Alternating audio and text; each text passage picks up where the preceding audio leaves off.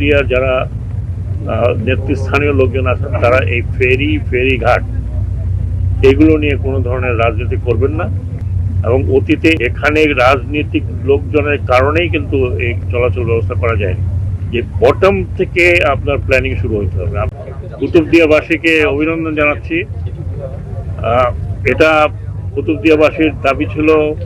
আমি আসার পরপরই তারা আমাকে স্মারকলিপি দিয়েছিল এবং আমি তো ওনাদেরকে আশ্বাস দিয়েছিলাম যে ইনশাল্লাহ এই যোগাযোগ ব্যবস্থা আমি ঠিক করে দেবো। আমি আমার আজকে এটা লাস্ট আমি কথা রাখতে পেরেছি কুতুবদিয়ার সাথে ফের যোগাযোগ করা। যেহেতু কুতুবদিয়াও একটি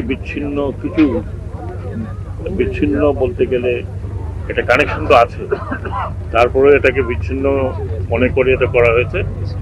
ইতিমধ্যেই আপনারা জানেন যে এই অঞ্চলের এই চট্টগ্রাম কক্সবাজার অঞ্চলের প্রায় সব জায়গাতে কানেকশন হয়ে গেছে। তো গত 1.5 বছরে বিআইডব্লিউটিএ আপনাদের জন্য যেসব কাজ করেছে তার মধ্যে এইগুলো হচ্ছে সবচেয়ে উল্লেখযোগ্য।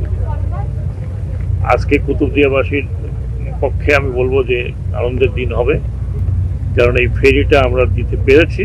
ফেরিঘাটটাকে এটা অত্যাধুনিক ফেরিঘাট হিসাবে তৈরি করেন অনেক পুরনো জেলা পরিষদ করেছিল।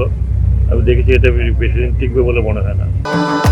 ভবিষ্যৎ হোক নিরাপদ, বিনিয়োগ হোক বিশ্বস্ত, আর আমার পছন্দ সল্ট বে। ওয়েলকাম টু সল্ট বে।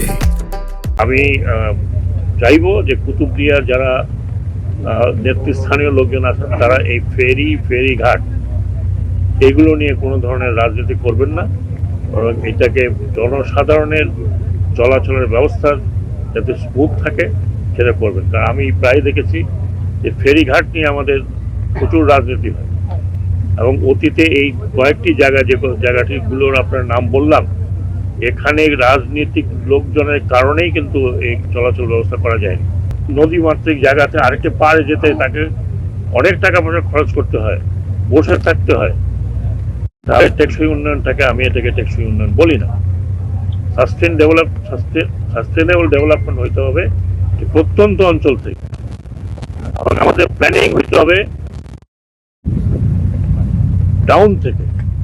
তার আমি অনেক জায়গায় গেছিলাম, শুধু এইটা না, বহু পন্টুন লাগিয়েছি। যেখানেই গেছি সেখানে লোকজন বলেছে এত বছর কেউ আমাদের এখানে আসেই নেই। তাহলে যে প্ল্যানিংটা করবেন, যাদের কাজ এই প্ল্যানিং করার গ্রাসরুট থেকে, তারা যদি না করেন তাহলে উপর থেকে বসে বসে প্ল্যানিং করা যায় না।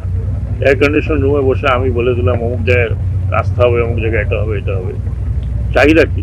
চাহিদা প্রয়োজন আছে। চাহিদা যাদের দরকার তারা যদি সার্ভিসটা না পায় তাহলে আমি মনে করি না দেশের ডেভেলপমেন্ট হয়েছে। তো আমি আশা করব আগামীতে যারা সরকার গঠন করবেন তারা এই কথাগুলো মনে রাখবেন যে বটম থেকে আপনার প্ল্যানিং শুরু হতে হবে। আপনি কি চান, এখানকার অঞ্চলের লোক কি চায়।